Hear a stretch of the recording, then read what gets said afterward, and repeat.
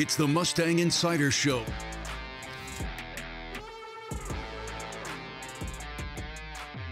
What's up, Cal Poly fans? We welcome you to another edition of the Mustang Insider, talking all things Cal Poly athletics. Busy time of year as we wind down on the 23-24 athletic season. A lot of spring sports competing for championships. Exciting times for sure on the campus. And as we start to look ahead to the 24-25 athletic year, you can't help but get excited about soccer and volleyball and track and field. And of course, Cal Poly football just had the spring game at Spanos Stadium last weekend. We'll be joined by Cal Poly head football coach Paul Wulff. As always, we'd like to remind you that our show is powered by Dignity Health.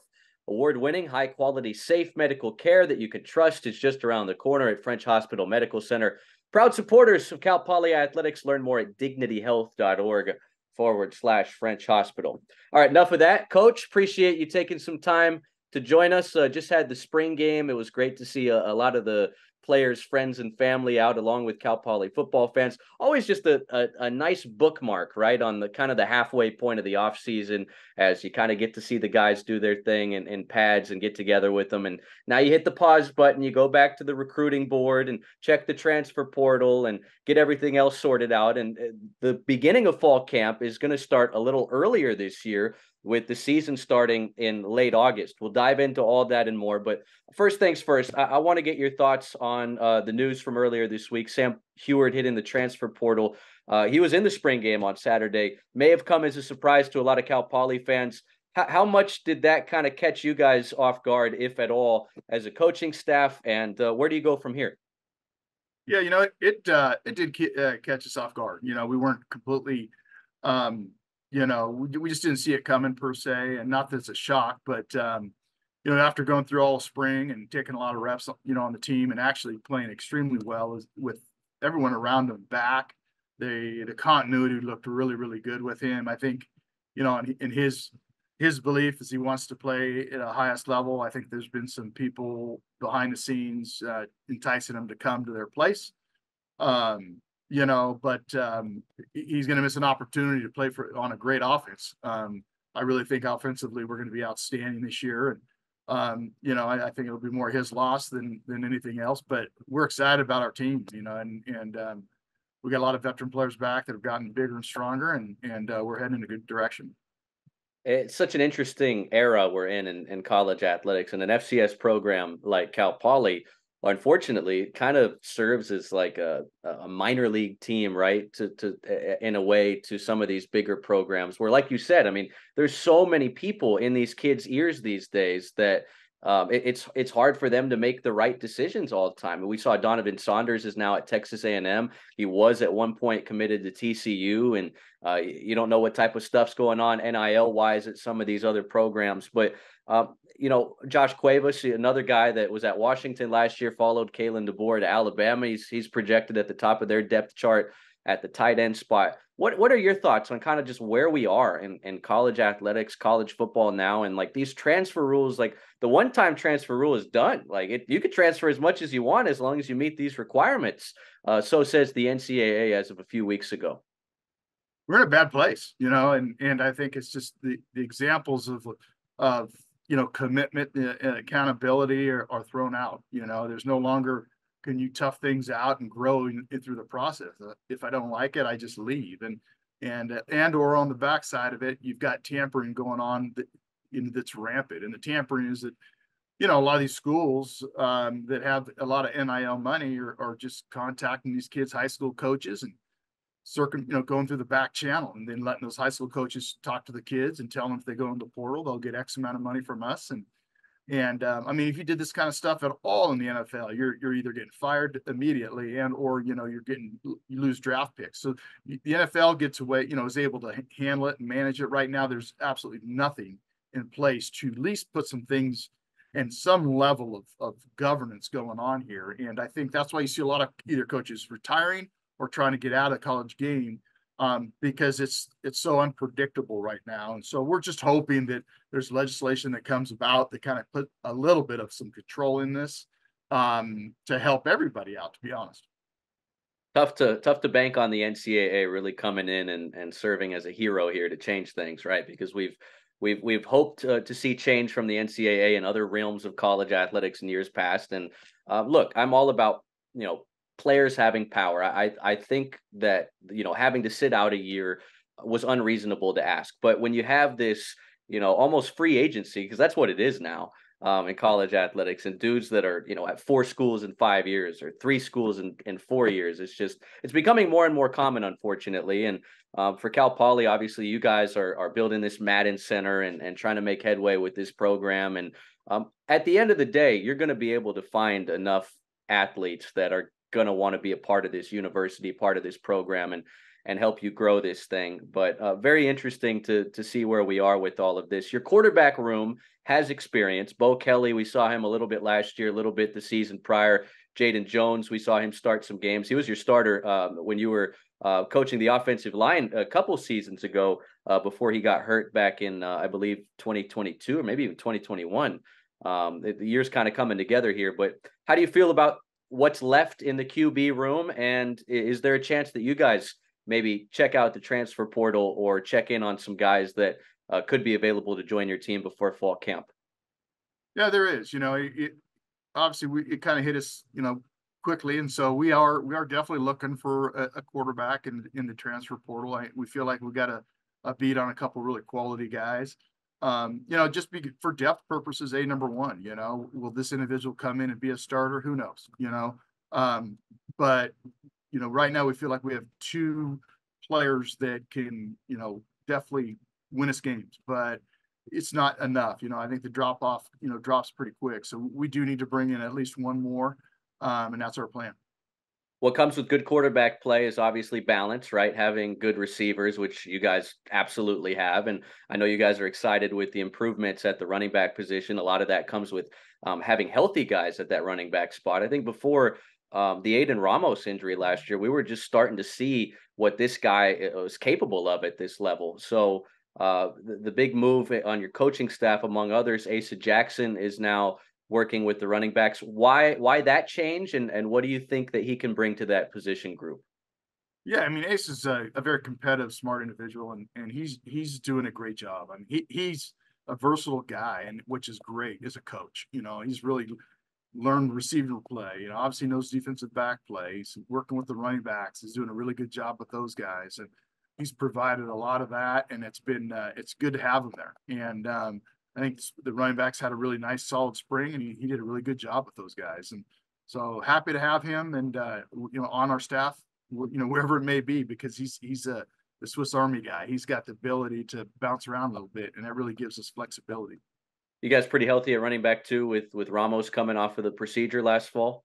Yeah, I feel like it. I feel like now that we got through this spring period, we're pretty healthy. We got some young backs coming in. I really like where we're headed with that position.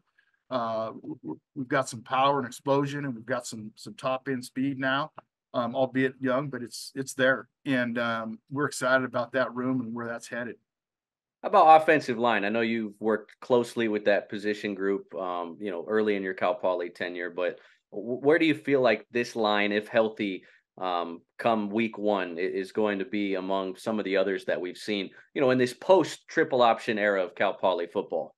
Yeah, I really feel like we're at a point where we've got a really competitive offensive line in the Big Sky. I think this is the first time I could say we've got depth, we've got some experience. Our strength levels are greatly improved.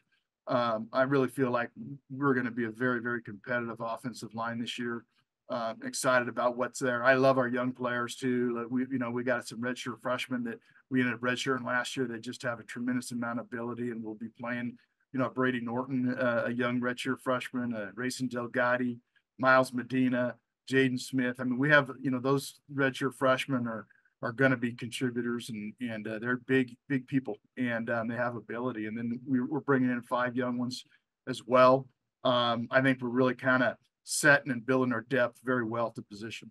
Yeah, you always hear about the trenches and how important that is. I think as a fan of college football, and let's say a fan of Cal Poly football, you grow in love with the skill position players, right? The guys that are making plays and putting up stats. But where it really starts is up front on the offensive line. And speaking of offense, you bring in Tim Rosenbaugh, who's no stranger to the Big Sky, just spent quite a while at Montana.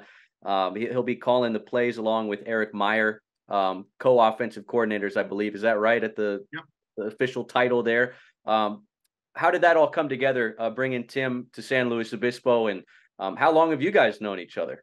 Well, we were college freshmen together, and we went to school in Washington State, and I was the starting center, and he was the quarterback for a number of years, and so we've known each other a long time, and we've coached together previously at Eastern Washington when I first got my head job, and hired Tim, and was with me 3 seasons, and we've always been great friends, and it was just the right time, and he was the right fit for our staff. You know, we've had some youth on our football staff. I just feel like we've added some older people in our program in the coaching and mentoring role, and it was needed, and it was an opportunity to do so, and we're very fortunate to have him. And you know, you just look at his background and where he's coached, what he's done as a player, first round draft pick, playing in the NFL, and knows offense extremely well. How much different, if at all, will the playbook look this year compared to what we saw last fall?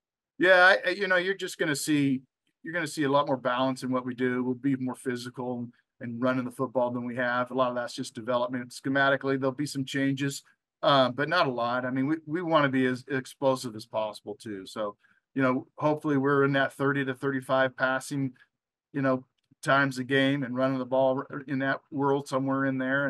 And but I just feel like we now have the players and the experience where we can truly attack people multiple ways, which we haven't been able to do. And hopefully that, you know, by doing so, that just puts more stress on a defense.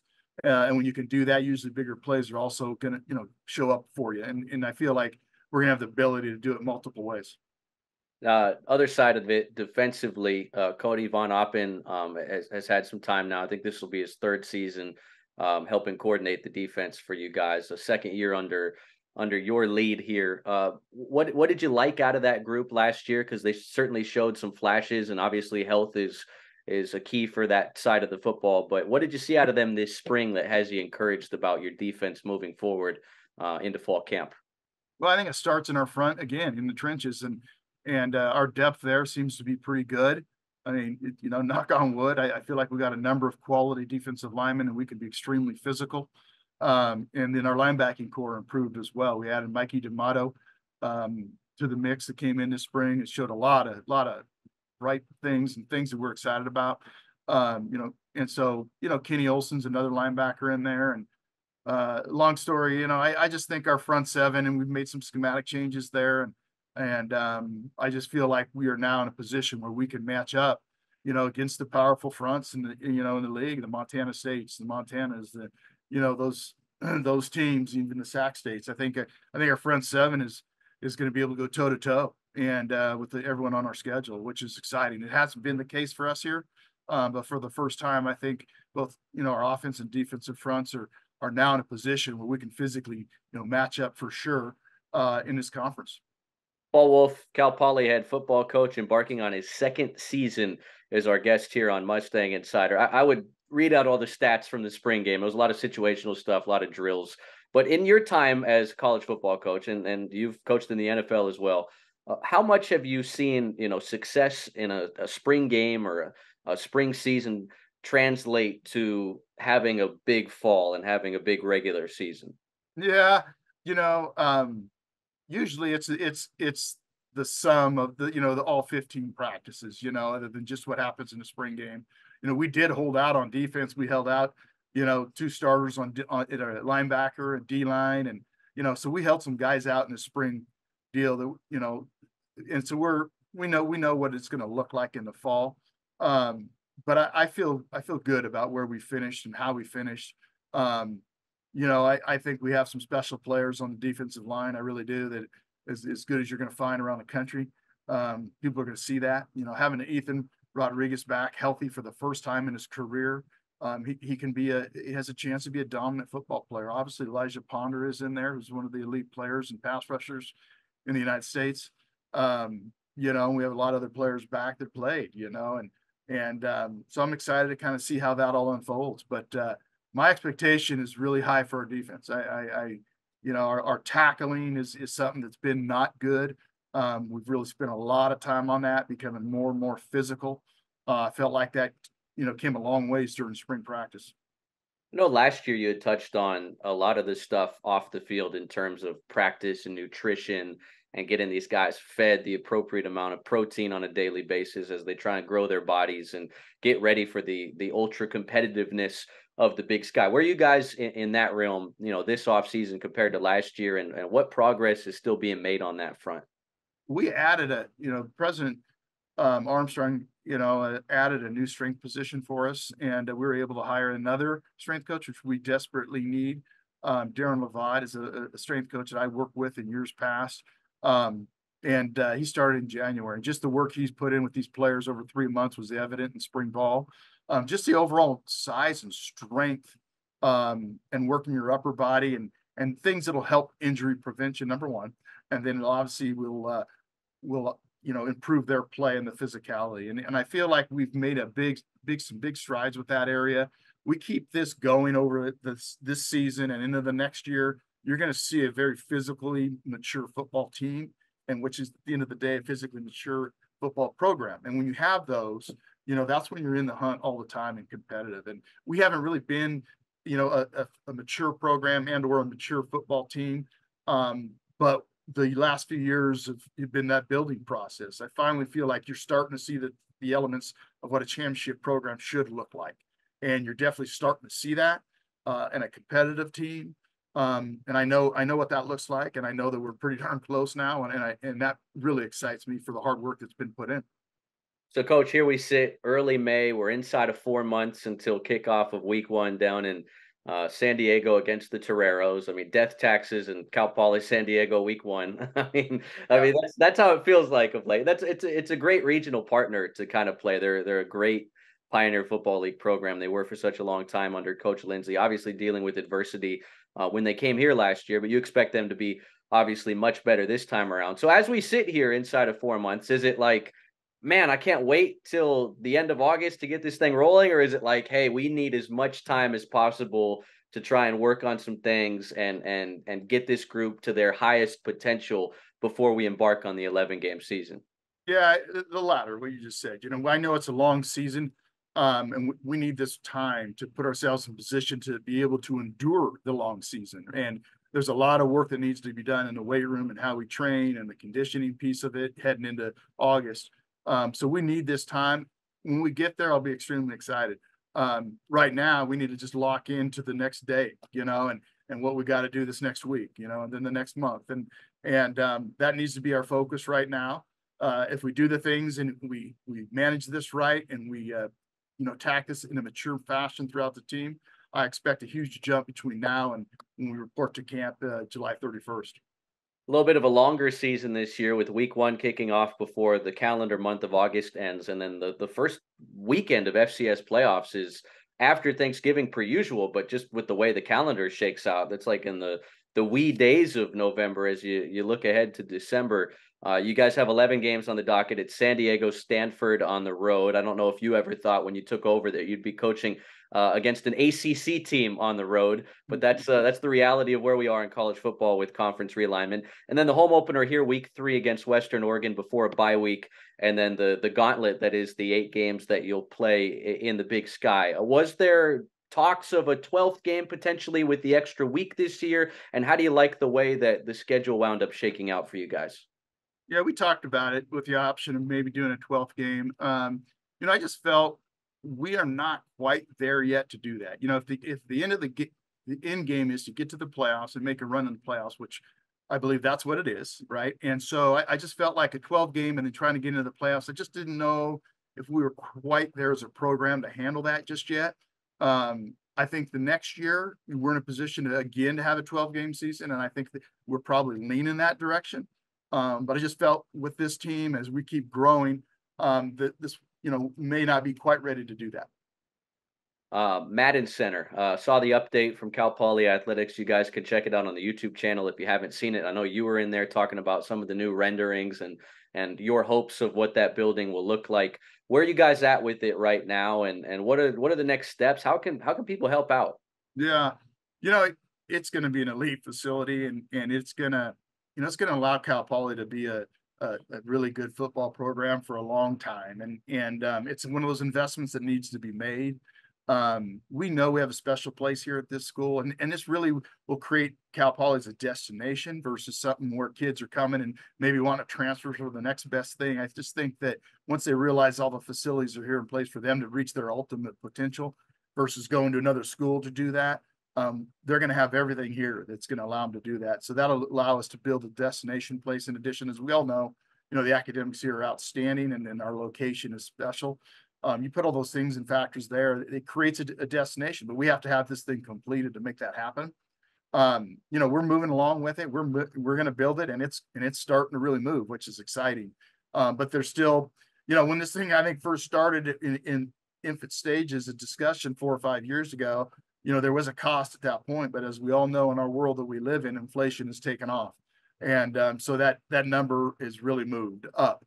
And so we now don't have as much money as we need to complete the project. So there's definitely opportunities for people to get involved and be part of the John Madden building, and how special that can be. And so we're going to need that help to get this thing finalized for sure. Well, Coach, we look forward to it. We know that this 2024 season is just going to be another step in the direction of competing for championships and getting that Madden Center built. And like you said, making Cal Poly football a destination out here on the West Coast in the FCS. Coach, appreciate your time. Thanks so much. And enjoy what you can of the summer before you guys dive into fall camp, which starts in late July this time around. It does. Yeah. We start July 31st. And so we're excited for that and anxious for it. But like I said, there's work to be done. So I appreciate you having me on, Chris. All right. That's Paul Wulff. We'll see you next time on Mustang Insider. This has been the Mustang Insider Show. The preceding has been a Learfield's presentation on the Cal Poly Sports Network.